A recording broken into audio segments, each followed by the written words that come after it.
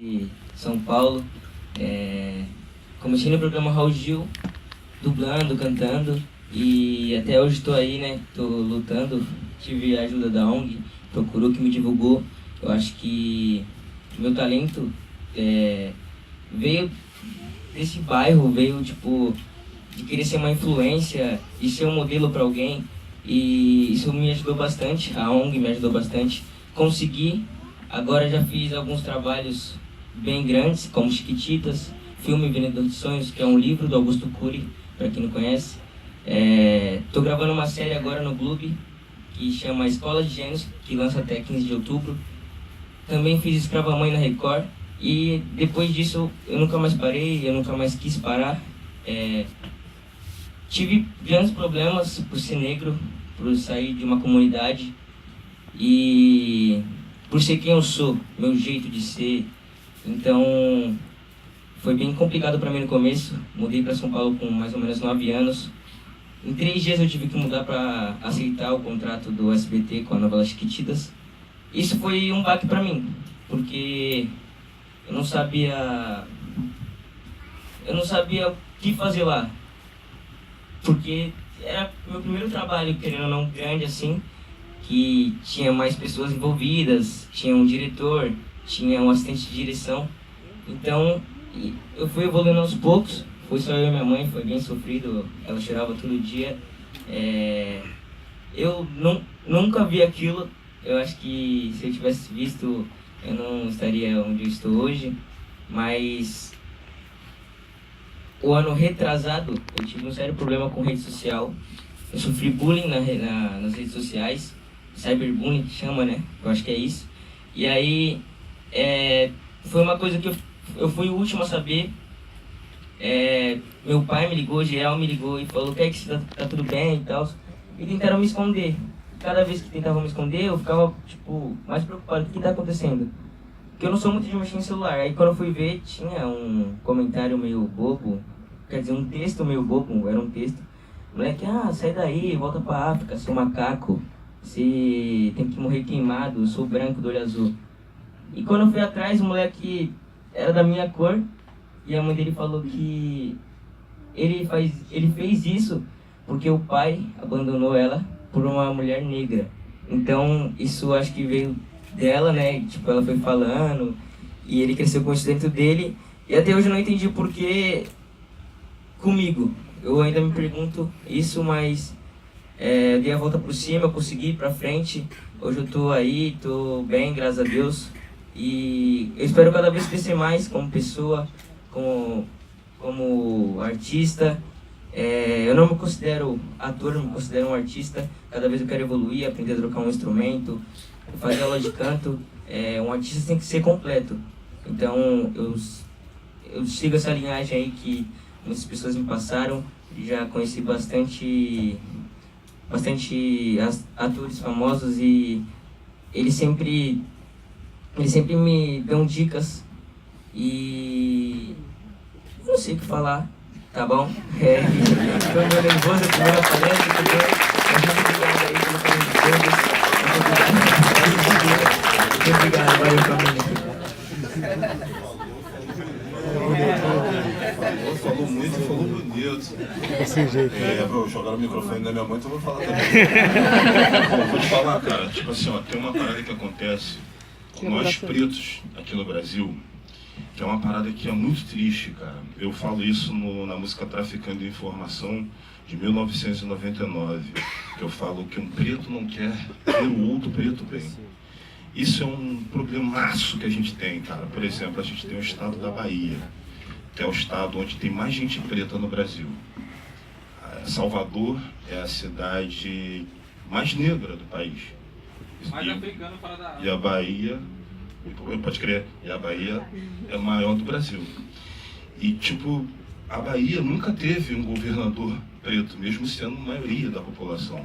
Nunca teve um prefeito, tem poucos parlamentares, talvez tenha a primeira deputada, entendeu? Dentro do nosso país. E quando a gente faz a divisão por raça, não para dividir cada um para um lado, mas quando você faz o censo, o nosso censo no Brasil, ele é um censo questionativo, tipo assim, te dá a chance de dizer qual tipo de cor que você é, qual a sua raça. Teve um censo que teve, tipo, 36 raças diferentes no Brasil. Mas é, tipo, o censo aceita isso de forma, eu acho, de forma maldosa, né? Aceita a raça morena, marrom, mulatinho, clarinho, quase lá, aceitando esse tipo de declaração, a gente tem 1 milhão de raças. E quando a gente tem o histórico da TV, da mídia, hoje nem tanto, porque a internet está mudando um pouco disso. Mas quando a gente tem o caminho que nos guia só pela televisão, pô, ninguém vai querer ser preto. Só preto é tudo de ruim. Por que eu vou querer ser preto? Não, quero não. Aí então, com os caras que são pretos e têm a pele clara e pode dizer que é moreno, ele fala que é moreno. Mesmo ele sendo negro demais para ser branco e claro demais para ser negro às vezes. Ele fica ali na coluna do meio, mas negro ele não quer ser. Então a gente tem vários tons diferentes. E a forma de discriminação aqui no Brasil, às vezes, quando tem alguém mais reacionário, alguém mais, sabe, mais ligado a Hitler, White Power, neonazismo, ele meio que discrimina de uma forma geral. Mas a discriminação racial, de racismo mesmo comum, às vezes ela acontece em cima de quem tem a pele mais escura. Como, por exemplo, eu posso ser vítima de racismo e você não, mesmo você sendo afrodescendente também. E aí isso causa uma disputa entre nós, tá ligado? Tipo agora, em época de eleição, vou falar de política, mas sem falar de política partidária, sem nenhum partido. Mas está chegando as eleições. E ouvi uma pessoa levantando na internet que a gente tinha que ter mais parlamentares mulheres, mais parlamentares com descendência indígena e mais parlamentares negros. Mano, os próprios pretos estavam vindo dizendo que não tem que ter nada, tem que votar em quem tem inteligência. Assim, cara. Ou seja, nos excluindo. E teve um caso emblemático, cara, que aconteceu com a Ludmilla. A Ludmilla foi escorraçada na internet, no Facebook, uma xingada de tudo quanto é coisa. Eu não vou nem repetir aqui os xingamentos, que a gente não pode ficar repetindo, reforçando esse tipo de discriminação. Mas quando foram puxar a capivara de quem estava mexendo com ela, é um cara preto igual nós. Tá ligado? Então, tipo assim, essa frustração de muitos dos nossos irmãos fazem com que eles nos atacam, entendeu? Mas acho que a gente tem que dar a volta por cima. E acho que já existe já também uma boa parte também da galera que já está tendo uma outra consciência de que se a gente não se ajudar, se a gente não se unir e pensar igual, a gente não caminha para frente. A gente vai estar sempre para trás, sempre embaixo, sempre excluído. A gente tem que ficar feliz quando a gente vê o Kaique fazendo televisão, fazendo comercial, fazendo uma parada de cara, Kaique, maluco, saiu daqui da ZN, saiu daqui da Baixada, nosso parceiro, pô, me identifico com ele. Eu fico sempre assim, sabe, quando eu vejo algum dos nossos levantando, conseguindo chegar lá, e se puder puxar outros irmãos e irmãs também, a gente tenta fazer isso. Mas infelizmente no Brasil é assim. Eu já fui muitas das vezes decepcionado com os nossos próprios irmãos, mas eu nunca desisti deles. Sempre achei que se a gente tivesse uma união mais forte, a gente ia conseguir dominar o Brasil. Boa parte da galera já tem um despertar de consciência, mas ainda tem muita coisa ainda para conquistar. Quando você conta uma história dessa, a gente tem a certeza que ainda tem muita coisa ainda para lutar pela frente. Eu queria fazer uma pergunta.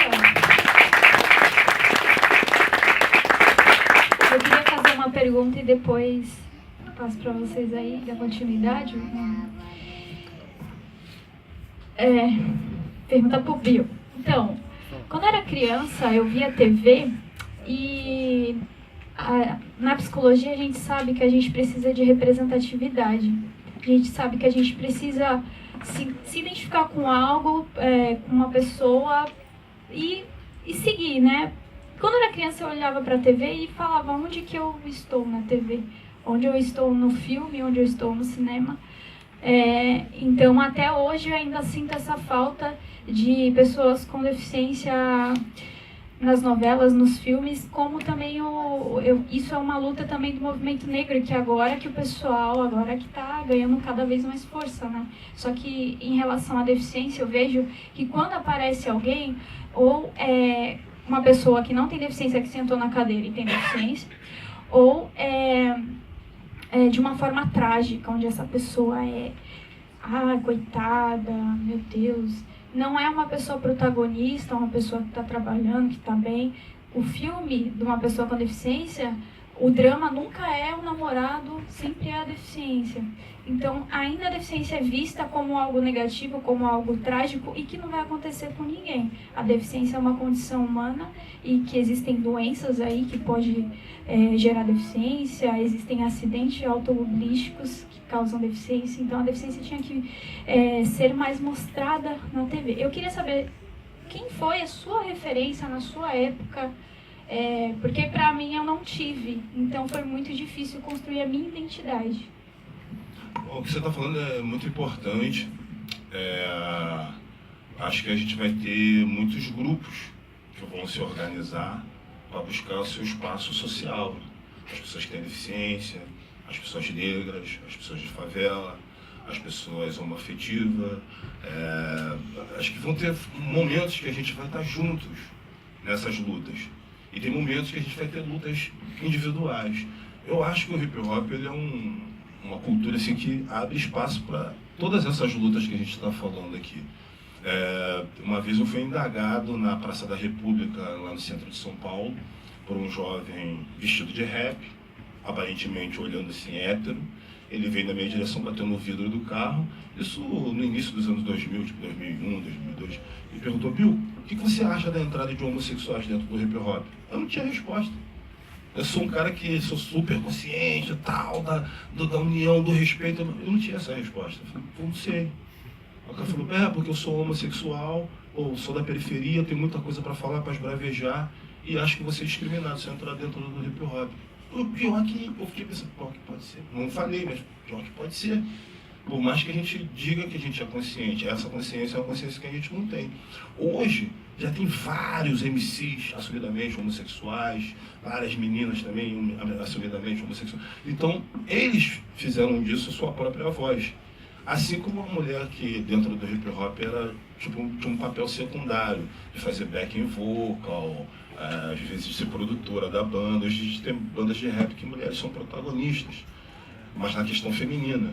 Então acho que na questão da deficiência, acho que são as próprias pessoas que vão entrar e vão buscar esse tipo de representação. Acho que cabe a nós, que já está dentro, a ajudar a abrir essa porta, entendeu? Mas eu acho que ninguém vai conseguir falar de deficiência como a própria pessoa que sente isso na pele. Assim como falar de racismo, qualquer um pode falar. Mas quem tem o sentimento de causa na pele, às vezes tem, na maioria das vezes, tem mais embasamento para falar da situação. E se você está falando do lance da mídia, que você começou falando do lance da mídia, de não se ver na mídia, os pretos não se veem na mídia desde que o Brasil foi criado.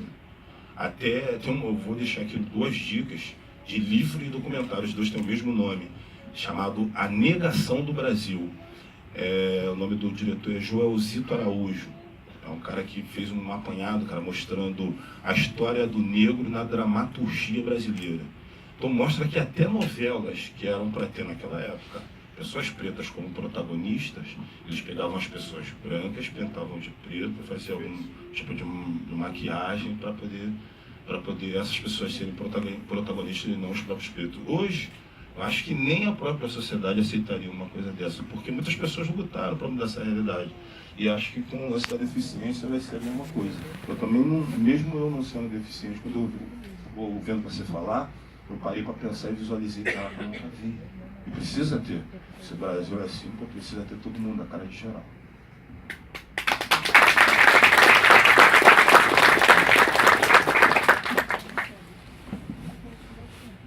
Palavras maravilhosas, impressionante, para mim sendo um momento assim glorioso, né? Tenho muito a agradecer a Deus por sou seu fã, né? Assim, para falar que nas épocas difíceis mesmo, né? Atrás de no frio da solidão mesmo, né? Quando você não teria ninguém, por exemplo, né? E vendo aquela devastação, aquela destruição dos nossos amigos nas comunidades. Aí a gente ia lá e escutava um som, tuas músicas para mim, né? Eram super especiais, eu admirava com um olhar diferente mesmo, vendo que cara legal que fala soldado do morro, mas a ideia dele é o intelecto, né, as faculdades mentais, né, na época eu nem falava assim, pessoal, mas foi o que acabou como ele conseguiu isso, né, foi um dos caminhos. E assim, pra mim foi importante, porque era o melhor amigo que eu tinha, né, um CD de música, vários grupos de rap nacional, tocava muito na minha alma. E o MV Bill tinha um conceito diferenciado, acompanhava o trabalho social, essa questão aí, o Falcão, Meninos do Tráfico, não perdi, ficava olhando, ficava imaginando, meu, cadê ele agora, o que ele está fazendo, o que está acontecendo? E a gente não era ninguém perto do que hoje evoluiu todo esse contexto da ONG, a gente oferece cursos gratuitos, toda essa transformação. Eu queria dizer assim, o rap tinha aquela postura que você falou, aquele conceito meio que de grupo, né? Sendo que tem você trabalhou um hip hop que atravessou legados, que foi um movimento social que o Brasil teve. Não essa questão de vamos ser grupos, né? Se isolar. Então com esse conceito, com esse exemplo, surgiu a ONG Procurou, nossos grupos. A gente é super aberto para os coletivos, aqui tem várias lideranças, super importante sua fala. E assim, eu gostaria de fazer só uma colocação mesmo, uma pergunta para você continuar falando do terceiro setor, né? A importância do hip hop na transformação do ser humano, que pra gente assim, a gente está com essa responsabilidade que o Estado passou para a população, para a organização civil, social se organizar. A gente vem se organizando, mas vocês veem a dificuldade que é. Complementar aqui, ó, agradecer a doação do cachê do MV Bill, que é o que transformou, aconteceu o evento, a doação do cachê do Kaique, da Jenny. É um orgulho ter a Jenny fazer parte da posse, é o que eu escuto e pra gente já é uma vitória. Eu vou passar para você, MV Bill, até estiquei muito, a gente quer falar menos, porque a gente quer aproveitar ao máximo, né, sua fala, sugar o máximo possível. Se alguém tiver alguma pergunta, levanta a mão, fazer a inscrição que a Simone vai anotar. Não temos muito tempo porque queremos aproveitar ao máximo você, MV Bill. Sua fala é importante também, cara, para poder conhecer. Eu e de repente tem gente também que está presente aqui, não entende ou não conhece de perto o trabalho da ONG, Procurou, e de repente é uma oportunidade de saber também o que vocês estão fazendo. Porque eu acho que é importante, né, cara? Não adianta vocês fazerem um trabalho bom, de expansão, se a comunidade não abraçar, né? Então o pessoal tem que chegar junto para poder fortalecer. Sobre o lance do hip hop, cara, eu vou te ser bem sincero, cara.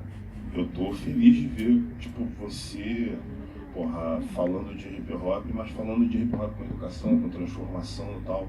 Porque no início da minha fala eu falei que naquela época era assim. O hip hop cresceu muito. A gente naquela época só tinha MCs de um único lugar, MCs de um único jeito, e MCs na maioria das vezes com a mesma origem, mesma cor de pele. Os discursos eram parecidos, as ideias eram parecidas, e se não fosse parecido era no sentido, numa linha de dar um alento, de dar um toque importante, de botar para estudar. Por isso que eu fico muito feliz quando eu encontro um cara igual você que fala que minha música de alguma forma dialogou com você. Em vários shows hoje que a gente faz, chega alguém para dizer que deixou de fazer besteira porque ouviu a nossa música. Então, era a música que transformava de verdade. Com esse crescimento que o hip hop trouxe, teve esse boom, é importante, né, na parte comercial, você tem uma expansão, você fala para mais pessoas, fala para mais gente, mas também houve uma poluição de MCs de outros lugares, de outras origens, de outras histórias, com outros assuntos. Isso trouxe uma diversidade para dentro do hip hop. Mas não tem mais aquela coisa de falar assim, pode pegar qualquer rap e levar para o projeto social. Não pode. Porque dependendo do MC que você trouxer, tu vai acabar com o seu projeto. Os pais vão pegar as crianças, vão levar tudo embora, vão trazer nunca mais. Tem isso agora. Aquilo que já foi totalmente, radicalmente contra qualquer tipo de drogas, hoje tem drogas em cima do palco. Hoje as drogas estão nas letras, estão nos discursos. Ela faz parte da cultura hip hop hoje. Então, assim, são pouquíssimos polos, cara, lugares que ainda pegam o hip hop como vocês e põem como parâmetro positivo. Nos outros lugares que eu tenho passado, eu tenho sempre falado que o hip hop é uma ferramenta importante, mas todo mundo tem que estudar, tem que tentar fazer faculdade, mesmo que você goste de rimar. Se você for um MC ou uma MC com nível superior, com uma faculdade, você vai ter mais assunto ainda. Imagina você formado em medicina, fazer um rap falando de várias doenças, várias curas, com várias palavras diferentes, vai ser uma parada maneira. Então uma coisa não substitui a outra. E se você não fizer sucesso no rap, que o rap apesar de estar mais bombado, ainda assim é uma coisa restrita. é vista ainda como música marginal, música marginalizada, música periférica. E ainda que fosse sucesso, a gente não pode esperar que na periferia a gente só tenha jovens fazendo hip hop. A gente precisa ter jovens sociólogos, antropólogos, advogados, jornalistas, lideranças, e do hip hop também. Mas acho que a gente tem que estudar bastante para todo mundo se formar, todo mundo ter faculdade, para ter nível superior e conseguir bons empregos lá na frente.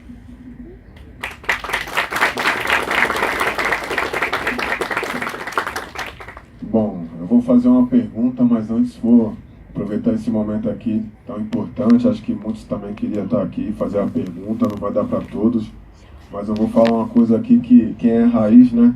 Que curte rap do MVB Raiz deve estar ligado. Conheci um parceiro que veio do Rio de Janeiro com uma fita. Mano, escuta essa música aqui. Que música que era? Marquinhos Cabeção. Que era muito sangue bom. Acho que cada um aqui conhece o Marquinhos Cabeção, né, mano? E ali foi uma porta de entrada para saber quem era esse mensageiro da verdade, Bill. E logo em seguida veio traficando informação com clipe e tudo na MTV. Aí o puta, e aí, mano? Mano, pô, falei pra tu que eu trouxe o mano e ele é pancada. Estourou. Aí depois veio a noite, mais, né, pegada, balada e tal. Aí eu pude levar o MVB pra dentro da minha casa. Aí, mãe, escuta. Aí o cara não só fala de favela não, de droga, de arma não, ó. Aí, pai, escuta aí, ó. À noite, meu pai colocou no carro dele, era fita também, e rolava. Então consegui levar o MVB pra dentro da minha casa através das ondas sonoras. Logo em seguida, Soldado do Morro, né? Acho que todo mundo aqui sabe de cor. E também a continuação, Soldado Morto. Também a continuidade, né? Porque a primeira música fala a caminhada todinha e depois as consequências. E aí foi vindo. Aí quem pensou que o Bi ficou pra trás, veio esse trap de favela aí pra poder sintetizar tudo, vários flows. Que ele mostrou o som foi esse mano aqui, ó, Paulo Malaco, lá da Pinápolis, o bagulho ficou classe A. Então agora vamos entrar pra parte sociológica, que é a minha área. Então, a sociologia, ela tem várias correntes filosóficas, né, e até mesmo sociológica que estuda o fator social. Uma delas é o marxismo, muito criticado, de esquerda, pá, pum. Só que muitos não sabem nem o que está falando, não estudou, nem leu um livro, não sabe nem quem foi Karl Marx, a importância dele na história, não estou falando nem na parte política, na história, né? E através da corrente do pensamento marxista a gente aprende a indagar, a questionar, né? Tem várias outras formas, eu estou falando marxismo, acho que alguma aqui deve ter entendimento que ele foi um cara muito questionador. E aí, perante a sua luta, a bandeira que você levanta aí como causa social de militância dentro do movimento hip hop através do rap, eu queria saber de você, o que você acha dessas pessoas que falam, não, mas os negros venderam os negros, venderam para os brancos, branco, não, daí, ó, fui salvo, fomos salvos pelos brancos. Né? Esse negócio aí também tem racismo invertido. Enfim, várias formas para desmerecer a nossa luta. Várias formas para discriminar as cotas raciais, né? Várias formas de criticar em si uma luta histórica, né?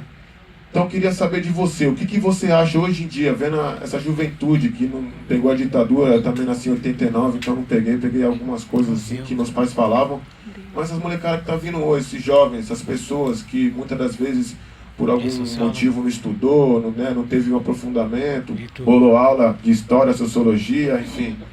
E aí eu queria saber de você, cara, o que você acha aí, depois de tanta luta, né, de tanto sangue derramado, as pessoas achar que isso é tudo mimimi, tudo conversa fiada e vitimismo.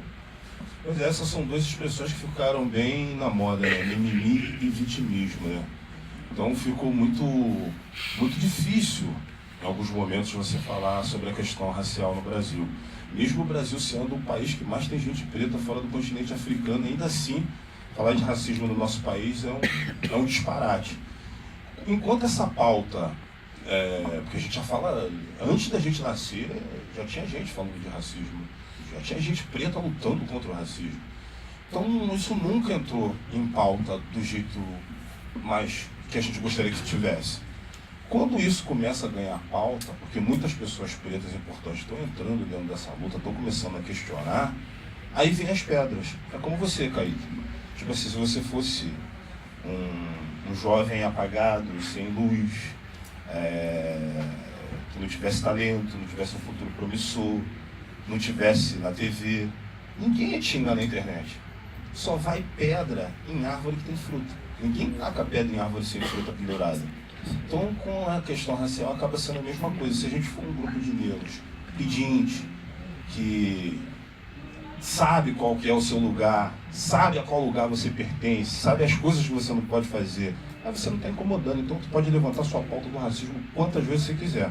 Agora, quando tu fala assim, ó, não, a gente está levantando a pauta racial porque tem uma dívida histórica. Pô, a gente é a maioria da população, e por que a gente não está na política se autorrepresentando? Pô, por que a gente não tem isso aqui? Por que a gente não pode entrar aqui? Por que só tem dupla sertaneja branca? Por que a gente não pode... Tem cantor de funk branco pra caralho, cantor de rap branco pra cacete, cantor de pagode muito branco, e não tem preto cantando sertanejo. Por quê? Tá ligado? Quando você começa a fazer esse tipo de questionamento, aí já fica, sabe? Já fica ruim. Aí começa a tentar desqualificar a sua luta. Tipo assim, você não sofreu tanto assim. Como assim não? Aí começa a rolar a desqualificação. Isso acontece, está acontecendo com os pretos, né, com a luta africana, acontece com a luta indígena, acontece de vez em quando também com os judeus, com o holocausto, gente que diz que o holocausto não existiu, diz que não existiu o nazismo. Tem gente que tenta desqualificar quem sofreu com a ditadura, dizendo que não teve ditadura no Brasil, que não morreu ninguém, que não sumiu pessoas. Mas eu acho que a gente tem que enfrentar. Porque a tentativa é justamente essa, de fazer com que os nossos movimentos sejam inibidos e recuem, e voltem. Não queiram se rebelar. Por favor, se rebelem. A gente tem que assumir todos os lugares. Tem que ter gente preta, favelada, do povo, em tudo quanto é lugar. A gente não pode ter impedimento de nada. E tudo que eles vão tentar fazer contra nós, esses que são reacionários, fascistas, que querem a separação, tudo que eles vão fazer é desqualificar o que a gente faz. E como a gente pode combater com isso? Com tiro, porrada, bomba, facada? Não. Inteligência, estudo, conhecimento, formação acadêmica, talento. É isso. Isso é que vai fazer mudar a nossa posição dentro da sociedade. A gente não tem como obrigar ninguém a gostar da gente. O cara pode continuar não gostando. Ele pode continuar odiando a nossa cor, gente que fala como a gente fala, mas ele não vai poder nos impedir de ocupar os espaços que a gente vai estar qualificado para essas situações. Então, rebelem-se, sempre.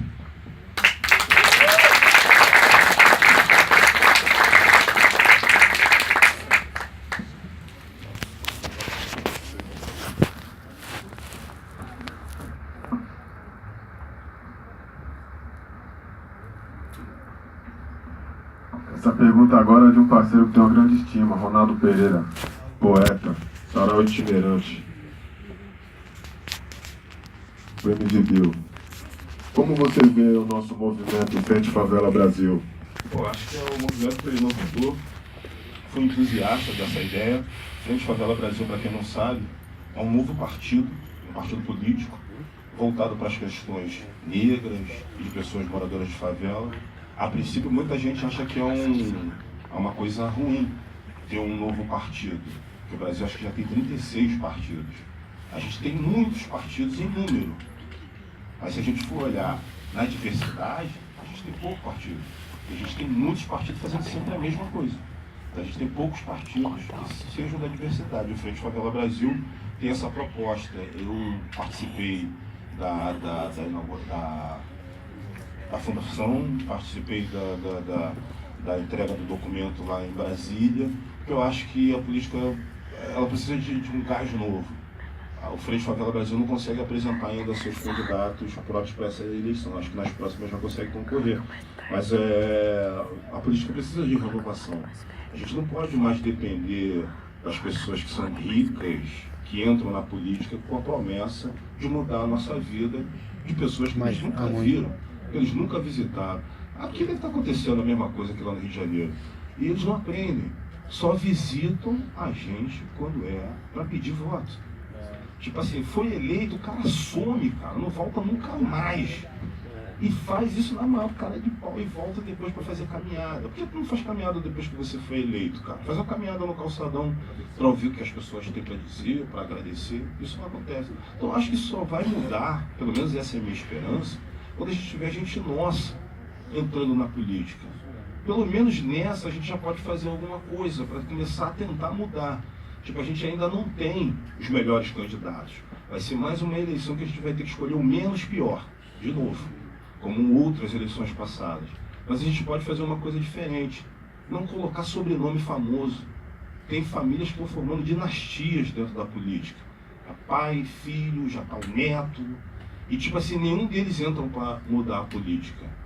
Ele usa o nome do pai, ou da mãe, ou do avô, para continuar as merdas, ou a má política que o pai, que o ancestral, vem fazendo. Então vamos tentar acabar com as dinastias.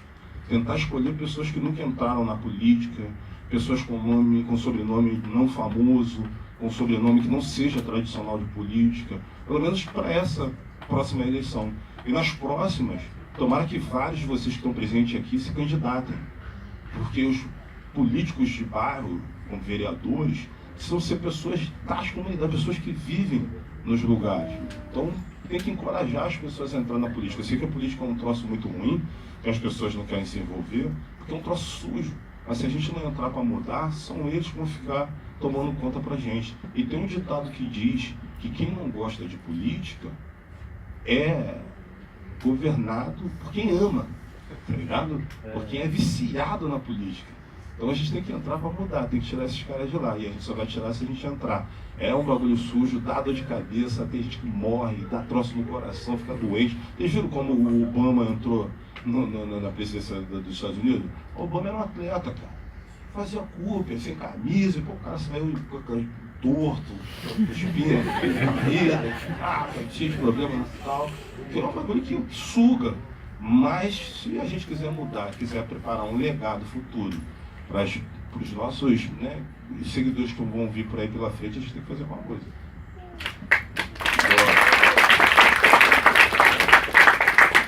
Ô Bill, sou poeta, presente por você. Vem aqui, meu mano. Não precisa pular. Obrigado, irmão. Tem poesia dos poetas da Baixada, 40 poetas, Bruno de Sagaz, Jorge Obrigado, Valença. irmão. Tá aqui, ó. Depois dê uma olhada. Depois procurem na rede social, Frente Favela Brasil. Eu procurem para poder entender um pouco mais. Bora pra cá, pode jogar. Diretamente da Baixada. Aí, ó. Aqui, ó. Depois dá uma procurada. É um projeto bem legal, bem bacana. E que acho que é mais uma coisa que pode ajudar a reescrever a nossa história dentro do país. Não é o salvador da pátria, mas é uma forma da gente entrar e começar a fazer uma pequenina modificação. O Brunão tava na Providência. Aí o Bruno foi embora. Aí o mano tava lá na presidência, assinando ata de fundação no dia lá. Bacana. Nesse dia eu não pude estar, que eu estava acho que em São Paulo, mas eu acompanhei tudo pela internet. Legal. Inclusive aqueles que se interessar, quiser assinar a ficha de apoio aí, procurar o Ronaldo, me procurar, tamo junto. Bom, segunda pergunta, Ricardo, tá presente? Da hora. Bill, qual a sua opinião perante os MCs que hoje apoiam o Bolsonaro? Cara, eu não tenho nem opinião, cara. Pra mim É que assim, ó. tão bizarra, assim, tão inovadora, é um disparate tão grande que eu não consigo nem ter opinião, assim. É difícil. Muita droga e pouca história, né?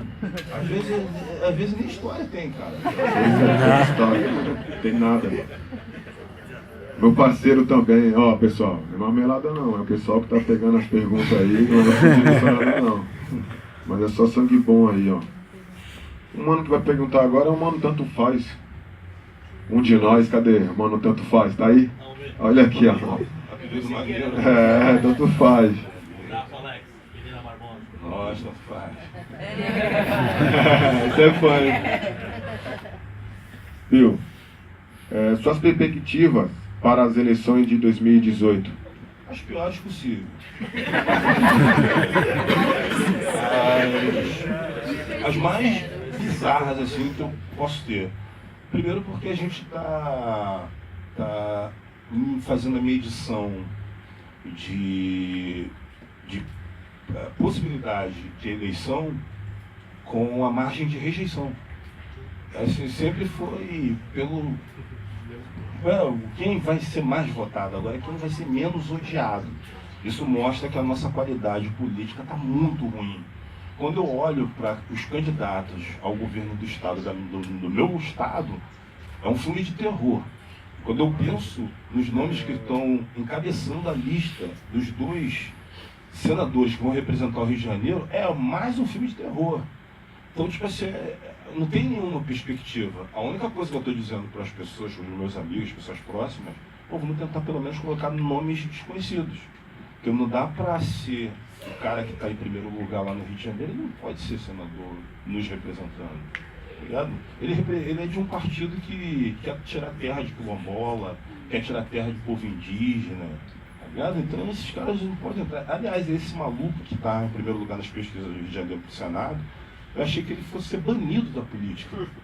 Mas, tipo, cara, os caras conseguem voltar. Aí eu volto naquela parte, né, que a gente estava falando sobre de você, da gente não nos prestigiar, não se frequentar, sabe, um ao outro, não visitar um ao outro, não fortalecer um ao outro.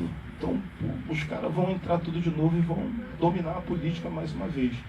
No Rio de Janeiro a gente tem, deixa eu ver, eu não sei fazer, acho que já passou de 800 favelas, eu não me lembro mais qual, mas tipo, sempre 800 favelas que tem no estado todo. E não existe nenhuma política pública que vá direto ao encontro dessas favelas. Mas todos os políticos querem ir lá para pedir voto. E muitos dos nossos que estão lá preferem votar nesses caras que dá R$50 para fazer boca de urna, do que votar em alguém que pode realmente, de fato, mudar a realidade dele. Então, é muito difícil, cara, mas está muito difícil. É um momento sem muita esperança. Eu acho que o ano de 2019 vai ser um ano atípico. Mas também tem que revelar para vocês que eu percebi uma população um pouco mais atenta, um pouco mais ligada. E não é só quem tem dinheiro, quem tem estudo, não. Muita gente de favela também começou a ter uma consciência, a ter uma visão um pouco mais ampla da questão política. Então, quem quer que seja o presidente ou a presidenta, vai pegar um Brasil diferente. Eu acho que vai ser difícil manter todos esses conchavos, o toma lá da cá, que já é clássico na política brasileira. Acho que tudo isso vai ficar um pouco mais difícil, assim. Eu acho, mas esperança de mudança, assim, uma coisa radical para mudar, vai fazer o Brasil se transformar num país sem corrupção, não consigo visualizar. Obrigado. Próxima pergunta, Manuel Salvador, tá por aí? Da hora. Então, segundo o Manuel, por que o hip hop, o rap no Rio de Janeiro não é tão fluente como aqui em São Paulo? A mesma coisa que eu falei no início, é a cidade praiana, né, cara? A minha teoria é essa, né? Que cidade praiana acaba causando isso. Você vê a música que é a característica do Rio e que é estourada aqui no litoral, o funk, que a gente chama de funk, que é, na verdade, uma Miami Bass Sound, que é uma derivação da música rap. Tipo, o Miami Bass é um tipo de rap, assim como o trap é um tipo de rap. Às vezes os caras falam, não faço rap, faço trap. Ele acha que está fazendo uma coisa diferente, mas é tudo a mesma coisa. É só uma derivação, assim como o Dirty South foi uma vez, assim como o Boom Bap é o clássico, tem o Grime, que é feito na Inglaterra, mas feito em Londres, tem o Ragamorph, que é a mistura de rap com raga, e tem também o trap, que está se consolidando, mas pode também ser uma onda passageira. Em Miami, cidade praiana, os caras fizeram Miami Bass Sound, porque o rap de Nova York era muito lento para eles dançar. Eles fizeram virou uma toda parada. Rio de Janeiro a mesma coisa, chegava os caras dos Estados Unidos com os discos importados, aí chegava lá na Sardinhas, que é o Largo das Sardinhas, que é o nome do lugar, onde as pessoas faziam as trocas de vinis. Eu vi o cara pegando assim os discos de rap, não, isso aqui é São Paulo, e São Paulo, aí viu o funk, e Miami, Rio, e São Paulo, e eu vendo só as capas dos discos maneiros indo embora para São Paulo. E aí quando eu cheguei aqui no estado, eu fui tocando em vários lugares, eu ainda não tinha vendo isso antes. Quando cheguei, eu falei, caraca, mas aqui é muito igual ao Rio de Janeiro, assim. o jeito das roupas, o jeito de falar já não era tão parecido com o cara do centro de São Paulo. E aí quando eu fui ver a trilha sonora, igual. Muitos MCs de funk, tipo Cidinho, Doca, estourado, Rio de Janeiro, estourado aqui também. E aqui, pô, a gente só conseguia fazer show quando era, tipo, show junto com a Racionais, a gente fazia abertura, tá ligado? Aí a gente conseguia vir, mas assim, vir fazer um show sozinho era muito difícil, porque aí o público não abraçava tanto, não se conhecia tanto. Eu acho que o lance das cidades praianas, acho que acabam tendo essa abertura maior nas músicas que são um pouco mais aceleradas. Até o próprio rap do Rio de Janeiro. Quando eu comecei a fazer rap, muita gente do Rio me chamava de rap de São Paulo. Os caras do Rio falavam assim, pô, o rap do meu é rap de São Paulo, que é muito lento, rap arrastado, falar de favela, falar de tiro, porque era todo mundo já tava querendo falar de praia, falar de, sabe, de curtiçãozinha, de rolezinho, que é maneiro também, que a gente faz isso também. Mas só que naquele momento, era um momento em que a gente queria mais era dar pedrada, né? Mais chamar a atenção, tacar pedra na janela mesmo. Hoje a gente tem mais espaço, com mais flexibilidade para falar de outros assuntos, mas naquele momento a pedrada era importantíssima. E até hoje, mesmo o Rio de Janeiro tendo uma porrada de grupo de rap, não vou nem entrar no mérito se são bons, se são ruins, mas tem vários grupos que são oriundos de lá, ainda assim a cidade não tem uma atmosfera propícia para ter rap em tudo quanto é lugar. O funk e o pagode ainda são muito dominantes. Legal, Bill. Então vamos pra... Legal. Obrigado, pessoal. Valeu, rapaziada. Então vamos pra última pergunta, né? Porque a gente queria ficar aqui trocando uma ideia, sair com essa aula aí completa.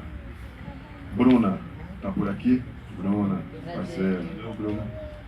Ela vai ser bem objetiva aqui. Ela falou assim: não seria melhor ter mais oportunidade no país para ser debatida? Sim, acho que com mais oportunidade, muita coisa que a gente está discutindo aqui não ia fazer o menor sentido. Porque as oportunidades já iam estar ali, né, cara? E aí cada um ia fazer as suas escolhas. É tipo jovens que vão pro tráfico, vão pro crime, que eu não uso como justificativa. Pô, não tive oportunidade e tal. Mas eu entendo, eu quase fui. E é uma coisa que te chama, que te empurra, que te instiga. E eu tive minha mãe, né, para me falar muitas coisas importantes. Tive o hip hop que conversou comigo também, quando falou que eu dialoguei com você. Mas teve outros caras, tipo Taíde, que dialogou comigo também. Porra, eu ouvia muito rap internacional também. Você me perguntou qual foi o meu primeiro espelho. Meu primeiro espelho foi americano, não foi brasileiro, porque a gente não tinha essa proximidade. Fui me identificar com os americanos. Aí depois eu fui encontrar gente mais jovem agora do hip hop e teve, pô, meu primeiro rap que eu ouvi foi seu, então a gente já virou também influência para outra pessoa. Então é oportunidade, cara. Se tiver oportunidade, acho que muda toda a nossa história, muda toda a nossa forma de falar e de pensar, e a gente não ficaria com aquela coisa de que a gente perde boa parte da nossa juventude porque as oportunidades não chegam. Por isso que eu não gosto de chamar de comunidade carente, sabe? População carente. Eu chamo sempre de população potente. Às vezes um potencial que ainda não foi descoberto, que ainda não foi explorado. Mas se tiver oportunidade, muita gente muda de vida. Muita gente sobe, muita gente se forma, muita gente sai da informalidade de trabalho e cria seu próprio negócio, vira empreendedor. Então oportunidade é tudo nessa vida. E tem um aí, ó, do seu lado. Aqui não, tem dos 4, todos eles aqui. Obrigado. Muito obrigado a você, MV Bill, por toda essa participação, tudo que você tem feito aí com a gente desde o primeiro contato. Você deu uma atenção especial para poder desenvolver o evento. Queria até passar para você referente às batalhas de rap que a gente organizou, que vai ser a final hoje aqui, né? Um campeão de cada cidade, e a gente vai debater o conceito das políticas públicas, cultura de paz no combate à violência. Desde o começo do evento, todos os participantes, a gente está alinhando a mesma conversa, que é o que traz a cultura, agrega valores, né, tanto no desenvolvimento de crianças e adolescentes. Então, na batalha de rimas, na batalha do conhecimento, a gente deu o maior valor para trazer para o nosso lado, porque, igual você falou, a gente tem que mostrar a potência que a gente tem. Agradecer legal também a participação da prefeitura, que nos apoiaram, acolheram para a gente participar, um espaço bem confortável, a palestra bem mais agradável do que no palco, e o espaço externo. O todas essas participações aí de todo mundo para poder ter esse momento especial demais, que vai ficar, pelo menos para mim, o melhor evento, mais de 30 que a gente já fez, já participou. Esse já tá o melhor antes de começar, né? A sensação, todo mundo apoiando, inclusive até ressaltar, né, a reunião que a gente teve com a Polícia Militar, o tenente falou, pô, o MV Bill, pô, eu li o livro dele, vocês estão de parabéns, tal, aí é aquela evolução, né, que você falou, como evoluiu, muita gente está estudando, está lendo, não adianta a gente se excluir, sendo que tem gente também em cabeça. Agradecer todos que participaram, SAMU, ambulância, né, bombeiro, polícia militar, meio ambiente, nossa, todos os setores, né, porque eu acho que também tem a responsabilidade, né, da gente, vamos fazer o evento por fazer, igual muitas das vezes a gente fez para trazer a cultura, para fomentar mesmo, né, para colocar essa molecadinha, vai lá, o espaço é seu. Só que foi criando essa profissionalização, a responsabilidade que também a gente não pode brincar. Então a gente tem que se organizar e você foi fundamental.